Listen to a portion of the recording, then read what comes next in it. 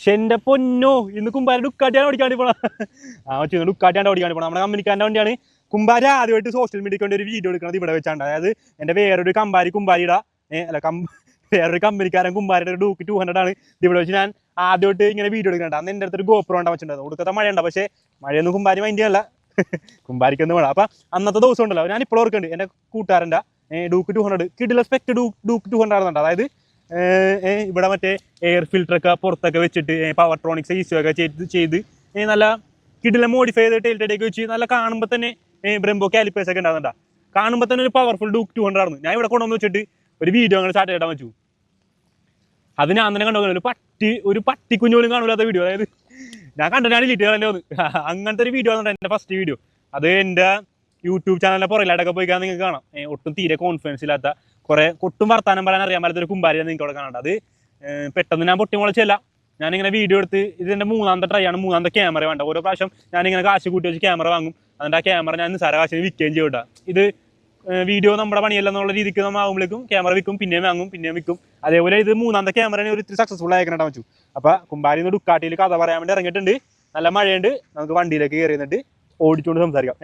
എന്തൊക്കെയുണ്ട് കുമ്പാരി, എന്തൊക്കെയുണ്ട് പരിപാടി? അപ്പോൾ നമ്മിന്ന് വന്നേക്കണത് ഡുക്കാട്ടി സ്ക്രാംബ്ലർ 62 ആയിട്ടാണ്. അതായത് ഡുക്കാട്ടിയുടെ തന്നെ ഏറ്റവും ചെറിയ ഒരു സ്ക്രാംബ്ലറാണ്. അത് 2016 തൊട്ട് 2020 വരെയാണെന്നുണ്ട് വണ്ടി പ്രൊഡക്ഷൻ ആവുന്നത്. അതേപോലത്തെ ഒരു പീസ് അമർത്തിക്കണ്ട. ഇന്ത്യയിലുള്ള ആൾക്കാരൊന്നും ഇത് കാണാൻ മഷിയിട്ടാൽ പോലും കിട്ടില്ല ഇന്ത്യയിലൊന്നും, കാരണം ഇന്ത്യയിൽ അത് വിട്ടിട്ടില്ല.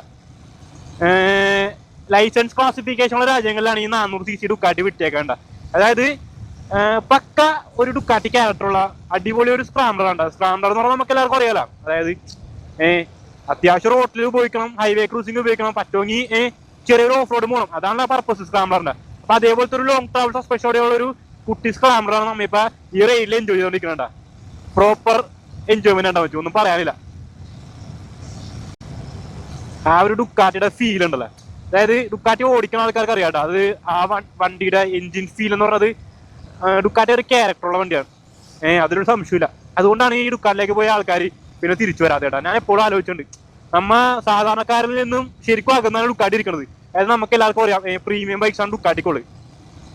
പല V2, പല P4, ഡയബൽ, സ്ട്രീറ്റ് ഫൈറ്റർ, പനികാല്, അങ്ങനെ പല ലൈനപ്പിലാണ് ഡുക്കാട്ടിക്കുന്നത്. അതെല്ലാം സാധാരണക്കാരിൽ നിന്നും ഭയങ്കര അകന്നാണ്. അത് അതിന്റെ പ്രൈസിങ്ങും അതിന്റെ അഫോർഡബിലിറ്റിയും എല്ലാം കൊണ്ട് ഭയങ്കര അകന്നാണ്. അപ്പൊ നമുക്കൊന്നും നമ്മ സാധാരണക്കാരെന്ന നിലയിൽ നമുക്കൊന്നും അവൈൽ ആയിരുന്നില്ല ഇത്ര നാളും. ആദ്യമായിട്ടാണ് ഞാൻ ഇന്ന് ഈ ഡുക്കാട്ടി ഓടിക്കേണ്ട പറ്റൂ. നമ്മുടെ കമ്പനിക്കാരുടെ അടുത്തുകൊണ്ടാണ് ഞാൻ അതൊന്നും അല്ല പറഞ്ഞത്, മനസ്സിലായി. അപ്പൊ ഈ സാധാരണക്കാർക്ക് ഈ ഡുക്കാട്ടിയുടെ ഫീല് അറിയാൻ പറ്റണമെന്നില്ല. അതുകൊണ്ടാണ് ഈ പണക്കാർ മാത്രം ഡുക്കാട്ടി എടുത്തോണ്ടിരിക്കുന്നത്. അപ്പൊ ഇങ്ങനത്തെ ഒരു എക്സ്പെൻസീവ് ആയിട്ടുള്ള റൈഡിങ് ഫീല് കിട്ടാത്തതുകൊണ്ടാണ് ഡുക്കാട്ടിനെ പറ്റി പലർക്കും അറിയാൻ പറ്റാത്തതാണ് ഞാൻ പറഞ്ഞത്, മനസ്സിലായി. ആ കഥ നിങ്ങൾക്ക് മനസ്സിലായി. അപ്പൊ എന്തുകൊണ്ട് ഡുക്കാട്ടി ചെറിയ ബൈക്സ് ഇറക്കിക്കൂടാ? കുറെ കൂടി ടാർഗറ്റഡ് ഓഡിയൻസ് അല്ലെങ്കിൽ ടാർഗറ്റഡ് ക്ലയൻസ് അല്ലെങ്കിൽ കസ്റ്റമേഴ്സിന് ഡുക്കാട്ടിക്ക് കിട്ടിക്കൂടാ എന്നുള്ള ചിന്തപ്പാടായിരിക്കാം അവർ ഇതേപോലത്തെ 400cc ട്രൈ ചെയ്തത്. കാരണം മാർക്കറ്റിൽ 400cc ഇറക്കി ഡുക്കാട്ടിയുടെ ഫീൽ അവർക്ക് മനസ്സിലാക്കി കൂടുതൽ കസ്റ്റമേഴ്സിനെ ഡുക്കാട്ടിലേക്ക് എത്തിക്കാൻ വേണ്ടിയുള്ളൊരു മാർക്കറ്റിംഗ് സ്ട്രാറ്റജി കൂടി ആയിരിക്കാം ഈ 400 എന്ന് ഞാനിപ്പോൾ ചിന്തിച്ചെടുക്കേണ്ട. ഈ വണ്ടിയുടെ സ്പെക്കും പവർ ഫിഗേഴ്സും എത്ര ന്യൂട്ടൺ സ്റ്റോക്ക് ഉണ്ട്, അത് എത്ര RPM കിട്ടുമോ എന്നൊക്കെ പറയാൻ നിങ്ങൾക്ക് ഗൂഗിളിൽ നോക്കിയാൽ മനസ്സിലാവും. ഞാൻ എൻ്റെ പോയിന്റ് ഓഫ് വ്യൂവിൽ എന്താണോ ഈ വണ്ടിയായിട്ട് എനിക്ക് മനസ്സിലായത് ആ കാര്യങ്ങളായിരിക്കും ഞാനിപ്പോൾ ഷെയർ ചെയ്യാൻ വേണ്ടി പോകണ്ട. പറ്റൂ സ്ട്രേറ്റ് ഫോർവേഡ് മനസ്സിലായോ? എനിക്ക് എന്താണോ തോന്നിയത് നിങ്ങൾക്കത് റിലേറ്റബിൾ ആകണ്ട എന്നാണ് നിങ്ങൾ ചിന്തിക്കേണ്ടത്. ഇപ്പം ഞാൻ പറഞ്ഞ പോലത്തെ ഒരു വണ്ടിയാണ് ഡുക്കാട്ടി സ്ക്രാംബ്ലർ 62. എന്തുകൊണ്ട് 62 എന്ന് പേര് വരാൻ കാരണം എന്ന് വെച്ചാലില്ലേ, അതായത് 1962 ഈ വണ്ടി ഡുക്കാട്ടി സ്ക്രാംബ്ലർ എന്ന് പറഞ്ഞൊരു മോഡല്, പണ്ടത്തെ റെട്രോ മോഡലാണ്, ക്ലാസിക് ബൈക്കാണ്.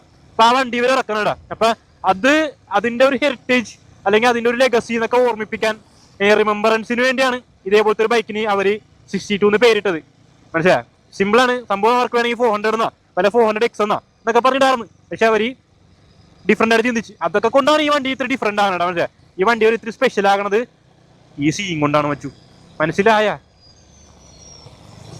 അതായത് ഒരു 41 HP V2 അങ്ങനെ പറയാം, V2 എന്ന് പറയാം. പക്ഷേ ഡുക്കാട്ടി അങ്ങനെ പറയണില്ല. ഡുക്കാട്ടിനെ L2 എന്നാ വിളിക്കണ്ട. അത് എന്തുകൊണ്ടാണെന്ന് ഞാൻ ഇപ്പൊ പറഞ്ഞുതരാം. നമുക്ക് എവിടെയെങ്കിലും നിർത്തിയിട്ട് സംസാരിക്കാം.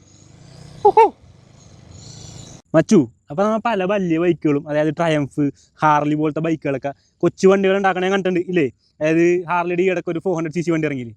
പിന്നെ നമ്മുടെ സ്പീഡ്, സ്പീഡ് 400 അങ്ങനെ കുറേ സ്ക്രാംബ്ലർ ബൈക്കൊക്കെ ഇറങ്ങിയില്ലേ. അപ്പം അതൊക്കെ നമ്മൾ കാണുന്നുണ്ട്. പക്ഷേ ഇതൊക്കെ എല്ലാം ആ റിയൽ മോട്ടോർ സൈക്കിൾ ക്യാരക്ടർ ചെറിയ ബൈക്സിലും കൊടുക്കുക വേണ്ട, എനിക്ക് തോന്നിയിട്ടില്ലടാ. അതായത് ഹാർലി ഡേവിഡ്സൻ്റെ ആ സൗണ്ടും പിന്നെ ട്രയംഫിൻ്റെ അതേപോലെ സൗണ്ടും പിന്നെ ഡുക്കാട്ടിയുടെ അതിൻ്റെ സൗണ്ട് ഉണ്ടല്ലോ, ഡ്രൈ ക്ലച്ചിൻ്റെ ഒക്കെ സൗണ്ടൊക്കെ അതൊക്കെ അവർ ചെറിയ ബൈക്സിലേക്കൊക്കെ ഒന്നും കൊണ്ടുവരാൻ ചാൻസ് ഇല്ല. പക്ഷേ ഡുക്കാട്ടി കാണിച്ചത് സംതിങ് ഡിഫറെൻ്റ് ആണ്. അതായത് ബാക്കി ബൈക്കുകൾ കൊണ്ടുവരാത്ത സാധനമാണ് ഡുക്കാട്ടിയിൽ കാണിച്ചത്. അതായത് ഇവരുടെ വണ്ടി കണ്ട, അതായത് സെയിം ഡുക്കാട്ടി DNA, അതായത് ഈ എഞ്ചിനെ അവർ വിളിക്കണത് L2 എന്നാണ്. പക്ഷേ ബേസിക്കലി ഇതൊരു 90 ഡിഗ്രി V2 ആണ്. പക്ഷേ പർട്ടിക്കുലർ എഞ്ചിനെ അവർ വിളിക്കുന്നത് 90 ഡിഗ്രി L2 എന്നാണ്. അതായത് കണ്ട ഒരു L ഷേപ്പിലാണ് ഈ എഞ്ചിൻ പിസ്റ്റൻസ് മൂവ് ചെയ്യണത്. ഇത് 100% 90 ഡിഗ്രി എന്നല്ല, ഒരു ഇത്തിരി ചാരികസേര പോലെ ഇരിക്കുന്നുണ്ട്. ഒരു 100 ഡിഗ്രി ഒക്കെ ഇരിക്കും ഇതിൻ്റെ ആംഗിൾ ഇരിക്കുന്നത്. പക്ഷേ ഇവർ ഇതിനെ വിളിക്കുന്നത് 90 ഡിഗ്രി L2 എന്നാണ്. അപ്പോൾ ഇവിടെ നിന്ന് ഒരു പൈപ്പ് പോകുന്നുണ്ട്, പിന്നെ ഇവിടുത്തെ ഹെഡിൽ നിന്ന് ഒരു പൈപ്പ് പോകുന്നുണ്ട്. അപ്പോൾ ഇത് 2 സിലിണ്ടർ 90 ഡിഗ്രി V2 ആണ്. അപ്പോൾ ഈ വണ്ടി എങ്ങനെയാണോ അവരുടെ ബിഗ് ബൈക്സ് റെഡി ആക്കുന്നത്, അതായത് എങ്ങനെയാണോ അവരുടെ 803 സ്ക്രാംബ്ലേഴ്സ് ഒക്കെ റെഡി ആക്കുന്നത്, അതേ സെയിം എഫേർട്ട് ഇട്ട് സെയിം എഞ്ചിനീയറിംഗിൽ പണിതേണ്ട. അപ്പോൾ ഇതൊരു 400cc ആണെങ്കിൽ പോലും അവർ സെയിം എഫേർട്ട് ഇട്ട് ഇറക്കിയതാണ്. അതായത് അവർക്കറിയാം അവരുടെ വണ്ടിയുടെ ക്യാരക്ടർ നഷ്ടപ്പെടരുത്, മനസ്സിലായി? അതായത് ഒരു സിംഗിൾ സിലിണ്ടർ സാധാരണ 400cc ഡുക്കാട്ടി അല്ലാത്തൊരു ഡുക്കാട്ടിനെ അവർ ഇറക്കിയിട്ട് അവരുടെ കമ്പനി റെപ്യൂട്ടേഷൻ പോകും, മനസ്സിലായി? അപ്പോൾ ഡുക്കാട്ടി എപ്പോഴും ഒരു ക്യാരക്ടറുള്ള വണ്ടിയാണ്. ആ ക്യാരക്ടർ 100% ഈ വണ്ടിയിൽ കൊണ്ടുവരാൻ ശ്രമിച്ചിട്ട് സക്സസ്ഫുൾ വേണ്ടാൻ വെച്ചു. അതുകൊണ്ടൊക്കെ തന്നെയാണ് ഈ വണ്ടി നിർത്തലാക്കേണ്ടത് വന്നത്. കാരണം ഇത്രയും വലിയ എഫേർട്ടുള്ള ഈ വണ്ടി 400cc വരുമ്പോഴേക്കും ഓക്കെ കോസ്റ്റ് അവർക്ക് മാനേജ് ചെയ്യാൻ വേണ്ടി പറ്റില്ല, കോസ്റ്റ്ലി ആയിരിക്കും. സെയിം മെയിൻ്റനൻസ് ഒക്കെ തന്നെ, വലിയ പാർട്സ് വ്യത്യാസമില്ല. 70% 803 നമ്മുടെ ഐക്കോണൊക്കെ ഇല്ലേ, അതേപോലത്തെ സെയിം കോൺഫിഗറേഷൻ സെയിം ഡിസൈനൊക്കെ തന്നെ. അപ്പം എന്തുകൊണ്ട് അവർ 400cc ആൾക്കാർ കസ്റ്റമേഴ്സ് അത്ര അട്രാക്റ്റഡ് ആയില്ല, എന്തുകൊണ്ട് ഞാൻ 400cc എടുക്കണം, why not I go for 803? അങ്ങനത്തെ ഒരു ചോദ്യം വന്നപ്പോഴാണ് ഇത് 2020 നിർത്തേണ്ടി വന്നിട്ട്. അപ്പം ഡുക്കാട്ടി വിട്ടൊരു കളിയില്ല. അതാണ് ഞാൻ ഈ വണ്ടി കൂടി മനസ്സിലാക്കേണ്ട വെച്ചത്. അതായത് ഒരു 41cc അല്ല, ഒരു 41 HP പ്രോപ്പർ ഡുക്കാട്ടിയാണ് നമ്മുടെ അടുത്ത് ഇരിക്കേണ്ടത്. നമ്മുടെ കമ്പനിക്കാരൻ്റെ അടുത്താണ് 400cc. ആ ഒരു ഡുക്കാട്ടിയുടെ ആ ഒരു ഫീൽ കിട്ടും. ഞാൻ അതുപോലെ ഡുക്കാട്ടി ഓടിക്കുന്നത്, പക്ഷേ ഞാൻ ഓടിച്ച ആൾക്കാർ പറഞ്ഞു കേട്ടിട്ടുണ്ട് ഇതേപോലെ ഡുക്കാട്ടി ഒരു പ്രത്യേകതയാണ്, അത് ഓടിച്ച ആൾക്കാർക്ക് മാത്രമേ ആ ഫീൽ കിട്ടുള്ളൂ. ആ ഫീൽ കിട്ടിക്കഴിഞ്ഞാൽ പിന്നെ അവർ അതിൽ അഡിക്റ്റഡ് ആയി പോകും. അപ്പോൾ അതേപോലെ എനിക്ക് ഇഷ്ടപ്പെട്ട ശരിക്കും, ഞാൻ കുറച്ച് എൻജോയ് ചെയ്ത് ഈ വണ്ടി.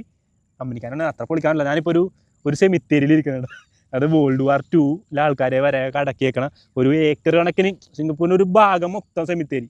ആ ഒരു സെമിത്തേരിയിൽ ഞാനിങ്ങനെ ചുമ്മാ കാറ്റക്കൊണ്ടിരിക്കണം. ഞാൻ ഈ ഡുക്കാട്ടിയുടെ കഥ പറയാൻ വേണ്ടി വന്നു. സത്യം പറഞ്ഞാൽ ഇനി ഇവിടുത്തെ ഈ പീസ്ഫുൾ നമ്മളേക്ക് ഇരുന്ന് പോകാൻ വെച്ചു. അപ്പൊ ഈ മോട്ടോർ സൈക്കിളിംഗ് എന്നൊക്കെ പറഞ്ഞിട്ടുണ്ടല്ലോ, അതായത് നിങ്ങൾക്ക് ലൈഫിൽ കിട്ടാവുന്ന ഏറ്റവും വലിയ അഡിക്ഷൻ ആണ്. അതായത് എൻലെസ് എന്റർടൈൻമെന്റ്. നിങ്ങൾ ഇപ്പൊ ചെറുപ്പം തൊട്ട് പ്രായമാകണ വരെ നിങ്ങൾക്കൊരു എന്റർടൈൻമെന്റ്, ഏറ്റവും വലിയ എന്റർടൈൻമെന്റ്, ഏറ്റവും വലിയ അഡ്രിനാലിൻ നിങ്ങൾക്ക് തരാൻ പറ്റിയ ഒരു ഏരിയ ഉണ്ട് ഈ മോട്ടോർ സൈക്കിൾ എന്ന് പറയുന്നത്. അതായത് ലോകം നിങ്ങൾക്ക് ഇങ്ങനെ തുറന്നു തരും റോഡുകളിലൂടെ. പൊയ്ക്കോടാന്നേ പറയുള്ളൂ, മനസ്സിലായി? അപ്പൊ ആ ഒരു ഫ്രീഡം, ഈ മോട്ടോർ സൈക്ലിംഗ് ഫ്രീഡം അനുഭവിച്ച ആൾക്കാരില്ലേ, there is no coming back. Mostly ആരും തിരിച്ചു പോകാറില്ല അൺലെസ് വലിയ ആക്സിഡൻസ് ഉണ്ടായ ആൾക്കാർ. അപ്പൊ അത്രയും വലിയൊരു അഡ്രിനാലിൻ നമുക്ക് ലൈഫിൽ നമ്മൾ ജീവിക്കണമെന്നുള്ളൊരു ഫീലിംഗ്, റോ ഫീലിംഗിൽ ലൈഫിൽ തന്നെ ഒരു ഏരിയ ഉണ്ട് ഈ മോട്ടോർ സൈക്കിൾ എന്ന് പറയുന്നത്. അപ്പൊ if you are planning to buy some motorcycle just go for it എന്നാണ് ഞാൻ പറയണത്, മനസ്സിലായി? അതായത് കുമ്പാരി പറയണെന്ന് വെച്ചാൽ ബൈക്ക് വാങ്ങാനൊക്കെ എന്തെങ്കിലും പ്ലാൻ ഉണ്ടെങ്കിൽ ഉണ്ടല്ലോ വെച്ചു 2 പ്രാവശ്യം ചിന്തിക്കരുത്, just go for it, just buy that. നിങ്ങൾ ലൈഫിൽ റിഗ്രറ്റ് ചെയ്യൂല. അതാണ് ഒരു അഡ്വൈസ് എനിക്ക് ഈ വീഡിയോ കൂടി തരാനായിട്ട് വെച്ചു. അപ്പൊ വേറൊരു വീഡിയോ ആയിട്ട് പിന്നെയും കാണൂട്ടാ. അന്നേക്കും ബൈ.